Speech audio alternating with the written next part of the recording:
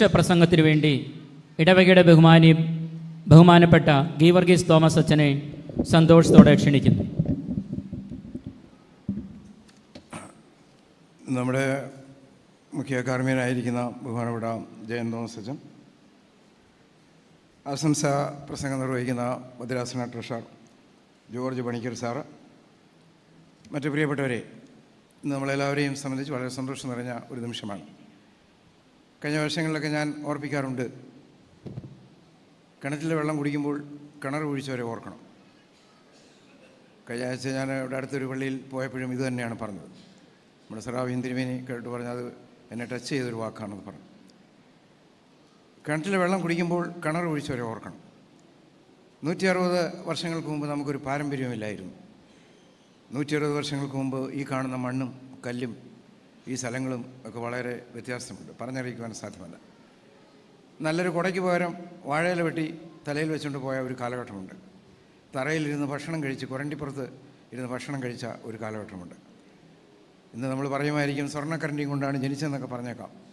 എന്നാൽ ഇന്ന് സ്വർണ്ണക്കരണ്ടിയും കൊണ്ട് കഴിക്കുന്ന എല്ലാവരും ഇതുപോലൊരു ചാനലിലൂടെയാണ് വളർന്നു വന്നത് എന്നുള്ളത് പ്രത്യേകം നാം ഓർക്കണം.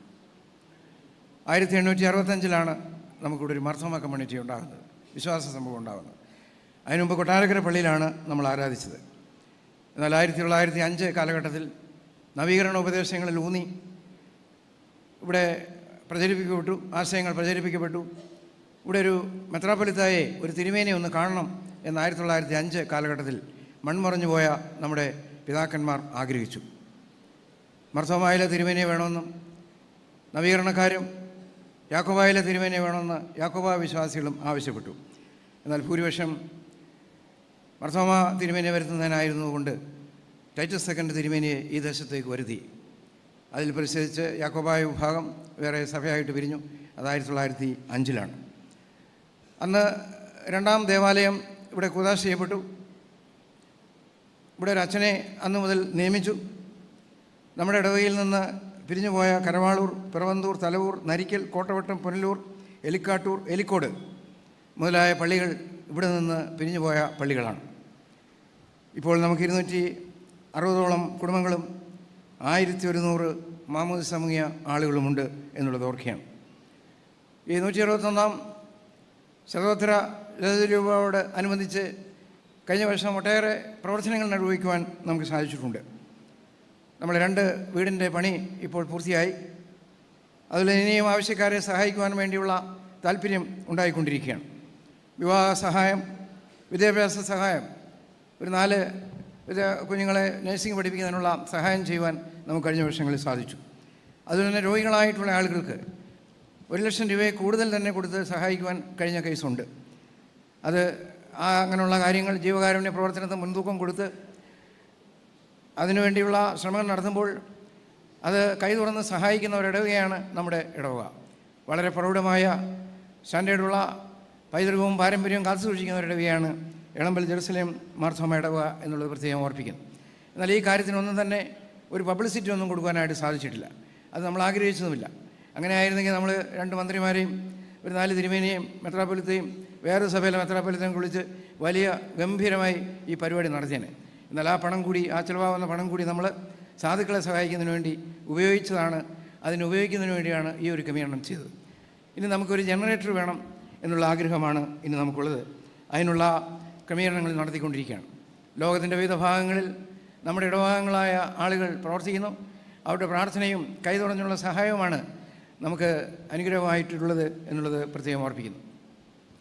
ഇന്ന് നമുക്ക് മുഖ്യാതിഥിയായി നമുക്ക് വിശുദ്ധ കുർബാനയ്ക്കും വചനശുശ്രൂഷയ്ക്കും നേതൃത്വം നൽകുന്ന ബഹുമാനപ്പെട്ട ജയൻ തോമസ് അച്ഛനാണ്.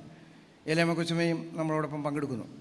ഞങ്ങളിൽ 35 വർഷങ്ങൾക്ക് മുമ്പ് പരിചയമുണ്ട്. അന്ന് മുതൽ തുടങ്ങിയ ഊഷ്മളമായ സ്നേഹബന്ധമാണ് ആ ഒരു സ്നേഹബന്ധം.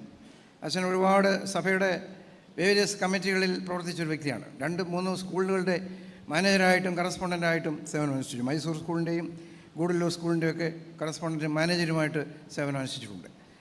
ഞാൻ 35 വർഷങ്ങൾക്ക് മുമ്പ് ഗൂഡല്ലൂർ വർക്ക് ചെയ്ത്, അന്ന് തോമസ് ജോർജൻ, ഇന്ന് തിമോത്തിയോസ് തിരുമേനി, അച്ഛനും കൊച്ചച്ഛനുമായി വർക്ക് ചെയ്യുന്ന കാലത്ത് 1991 തിയോഡോസ് തിരുമേനി പറഞ്ഞു, നിങ്ങൾ 2 പേരും ഇനി ഒരുമിച്ച് വർക്ക് ചെയ്യേണ്ട, ഒരാൾ അമേരിക്കയിൽ പൊക്കാൻ പറഞ്ഞു, അവിടെ പോയി പഠിച്ചിട്ട് വരാൻ പറഞ്ഞു. ഡീമിൻ പഠനത്തിന് വേണ്ടി തിമോത്തിയോസ് തിരുമേനി അമേരിക്കയ്ക്ക് പോയി. അന്ന് തോമസ് ജോർജനാണ്. എന്നോട് പറഞ്ഞു, കൊച്ചച്ഛൻ താമരശ്ശേരി പുതുപ്പാടി എന്ന് പറയുന്ന സ്ഥലത്തേക്ക് പൊക്കോളാൻ പറഞ്ഞു. അപ്പോൾ ഞങ്ങൾ രണ്ടിടത്തായിട്ടും പോയപ്പോൾ ഞങ്ങൾക്ക് പകരം അവിടെ സ്കൂളിൻ്റെ കറസ്പോണ്ടൻ്റായിട്ട് വന്നതാണ് ബഹുമാനപ്പെട്ട ജയൻ തോമസ് അച്ഛൻ. അന്ന് അച്ഛനും കൊച്ചമ്മയും കാണാനും കുഞ്ഞുങ്ങളെയൊക്കെ കാണാനും, കുഞ്ഞുങ്ങളൊക്കെ വളരെ ചെറുപ്പമാണ്, വളരെ കുഞ്ഞാണ്, കൊച്ചു കുഞ്ഞുങ്ങളാണ്. അപ്പോൾ അന്ന് മുതൽ ആരംഭിച്ചതായിട്ടുള്ള ആ പരിചയം ഇന്ന് പുതുക്കപ്പെട്ടുകൊണ്ടിരിക്കുകയാണ്, ഓരോ നിമിഷവും വർദ്ധിച്ചുകൊണ്ടിരിക്കുകയാണ് എന്നുള്ളത് പ്രത്യേകം ഓർപ്പിക്കുന്നു. വികാരി ജനറൽ എന്ന നിലയിൽ വളരെ അനുഗ്രഹിക്കപ്പെട്ട ശുശ്രൂഷ നിർവഹിച്ച ഒരച്ഛനാണ് ജയൻ തോമസ് അച്ഛൻ. ഒരു പബ്ലിസിറ്റിയും ആഗ്രഹിക്കാത്ത ഒരു വ്യക്തിയാണ്. 2017 അച്ഛൻ വിരമിച്ചതെങ്കിലും ഞാൻ 2017 ചെങ്ങന്നൂർ മാവേലിക്കര ഭദ്രാസനത്തിൽ വർക്ക് ചെയ്യാൻ ചെല്ലുമ്പോൾ ഞങ്ങളുടെ എല്ലാം മൂത്ത അച്ഛനാണ് ബഹുമാനപ്പെട്ട ജയൻ തോമസ്. അച്ഛനെ കാണുന്ന ഒരു സന്തോഷമാണ്. എന്തെങ്കിലും ഒരു സംശയമോ കാര്യങ്ങളോ ഉണ്ടെങ്കിൽ അച്ഛനെ ഞാൻ വിളിക്കും, അല്ലെങ്കിൽ നേരിട്ട് പോയി ഒരു തമാശയൊക്കെ എന്ന് പറഞ്ഞ് കാര്യങ്ങൾ നടത്തി തിരിച്ചു പോരും. അത് വളരെ സന്തോഷമായിട്ടുള്ള കാര്യമാണ്. എൻ്റെ ബോസായിരുന്ന തിമോത്തി സിരിമേനിയായിരുന്നു അന്ന് അവിടുത്തെ ഭദ്രാസന ബിഷപ്പ്. അപ്പോൾ ആ രണ്ട് ബന്ധവും, പിന്നെ പ്രത്യേകിച്ച് തോമസ് ജോർജൻ, അവിടുത്തെ ഇപ്പോൾ റിട്ടയർ ചെയ്ത തോമസ് ജോർജൻ സെക്രട്ടറിയാണ്.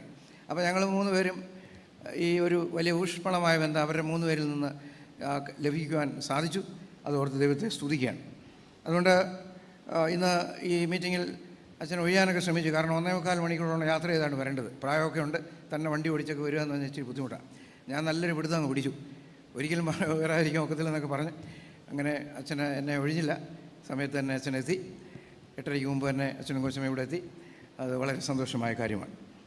ജോർജ് പണിക്കർ സാറും ഞാനും കൂടെ കൊച്ചു നാളിന് മുതലേ പരിചയമുണ്ട്. ഞാൻ +2 അന്ന് പ്രീ ഡിഗ്രിക്ക് പഠിക്കുന്ന സമയത്ത് സാറ് എൻ്റെ സീനിയറായി ഡിഗ്രിക്ക് പഠിക്കുകയാണ്. എനിക്ക് തോന്നുന്നു ഞങ്ങൾ ഒരുമിച്ച് ഒരേ പ്രായക്കാരായിരിക്കാം, 1-2 വയസ്സിന് വ്യത്യാസമേ ഉള്ളൂ. എന്നാൽ സാറ് അവിടെ ഡിഗ്രിക്ക് പഠിക്കുന്ന ഒരു സമയമാണ്. സാറുമായിട്ട് മാത്രമല്ല, സാറിൻ്റെ ജ്യേഷ്ഠനും ആ സഹോദരങ്ങളും തമ്മിൽ ഒരു കുടുംബം പോലെ സ്നേഹിക്കാൻ സാധിച്ചു. ഞങ്ങൾ ഒരു സെൻ്ററായിരുന്നു അന്ന്. എൻ്റെ വെള്ളങ്ങര പള്ളിയും ആ പള്ളിയും ഒരു സെൻ്ററായിരുന്നു. അന്നു മുതൽ ഒരു നല്ല ബന്ധം ആരംഭിക്കുവാനായിട്ട് സാധിച്ചു. സാറും വന്നതിൽ വളരെ സന്തോഷമുണ്ട്. സ്വാഗതം ചെയ്തുകൊണ്ട് പിന്നെ സ്വാഗതം ചെയ്യേണ്ട കാര്യമില്ല, സന്തോഷം അറിയിക്കുകയാണ് വന്നതിൽ. ഇന്ന് ഭദ്രാസനത്തിൻ്റെ ആശംസ നമ്മളെ അറിയിക്കും. ആശാ ബിജുവും സനത തോമസിൻ്റെയും ഇന്ന് നമ്മൾ അനുമോദനമൊക്കെ കൊടുക്കുകയാണ്. നമുക്ക് ഇടവയ്ക്ക് അഭിമാനമാണ്. ചില പള്ളിയിലൊക്കെ വഴക്കിലാണ് ഇത് അവസാനിക്കുന്നത്. ഇന്നലെ അച്ഛന്മാരുടെ മീറ്റിംഗ് തിരുമേയുടെ സ്ഥാനത്ത് കൂടിയപ്പോൾ പലരും ഇങ്ങനെ എഴുന്നേറ്റ് നിന്ന് പറഞ്ഞു, അവർ പള്ളിയിൽ 2 സ്ഥാനാർത്ഥിയിൽ നിന്ന് ഒരു സ്ഥാനാർത്ഥി ജയിച്ചു, വേറെ സ്ഥാനാർത്ഥി തോറ്റു, ഇപ്പം അടിയുമ്പോഴോ എന്നൊക്കെ പറഞ്ഞു പല അച്ഛന്മാർ. എന്നാൽ 2 പേരും ജയിച്ചു. അതുകൊണ്ട് ഒരു കുഴപ്പമില്ല, അവർ ഞങ്ങൾ നല്ല സൗഹൃദമായിട്ട് പോവുകയാണ്. അപ്പോൾ അത് നമുക്ക് അഭിമാനമാണ്. നമ്മുടെ നികീത് നമ്മുടെ ഇളമ്പലിൻ്റെ സന്താനമാണ്. ഇളമ്പൽ ദേവസ്വം എന്ന് പറയുന്നത് നികീത് ഉണ്ടെങ്കിലേ ഉള്ളൂ. കാരണം ഒരു CA-കാരനെ നമ്മുടെ ഇടവയ്ക്ക് ലഭിച്ചു എന്നുള്ളതാണ് ഏറ്റവും സന്തോഷം. അതുപോലെ തന്നെ 50 വർഷം കുടുംബജീവിതത്തിൽ സഹിച്ച് പുറത്ത് മുന്നോട്ട് പോയ ഡെൻസൺ ചാനും ആൻറ്റിയും, അവരെ ഓർത്തും ദൈവത്തെ സ്തുതിക്കണം. അവർ നല്ല ലീഡേഴ്സാണ്. അവരുടെ പ്രാർത്ഥനയിൽ, അവരുടെ പ്രാർത്ഥന കൊടുത്ത് 80 വയസ്സ് പൂർത്തീകരിച്ച 2 അമ്മമാരെയും ഇന്ന് ആദരിക്കുന്നുണ്ട്. എല്ലാവർക്കും ദൈവം നന്മ നൽകട്ടെ എന്ന് പ്രാർത്ഥിച്ചുകൊണ്ട് ഞാൻ എൻ്റെ അധ്യക്ഷ പ്രസംഗം അവസാനിപ്പിക്കുന്നു. ദൈവം നമ്മളെല്ലാവരെയും അനുഗ്രഹിക്കട്ടെ.